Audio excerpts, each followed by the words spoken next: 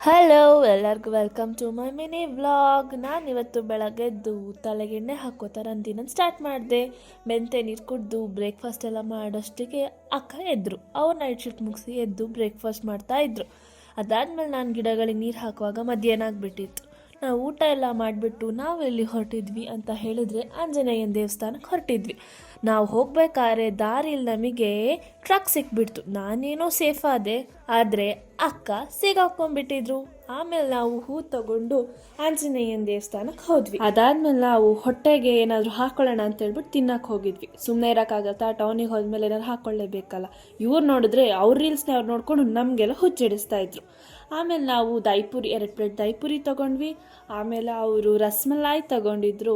ಅದಾದಮೇಲೆ ನಾನು strawberry milk shake ತೊಗೊಂಡಿದ್ದೆ. ಆಮೇಲೆ ನಾವು ಮೋರ್ಗೆ ಹೋಗಿ ಸ್ವಲ್ಪ ಥಿಂಗ್ಸ್ ಶಾಪಿಂಗ್ ಮಾಡೋದಿತ್ತು, ಅದನ್ನು ಮಾಡ್ಕೊಂಡು ಬಂದ್ವಿ. ಇದಾಗಿತ್ತು ನಮ್ಮ ಇವತ್ತಿನ ಮಿನಿ ವ್ಲಾಗ್. Thank you.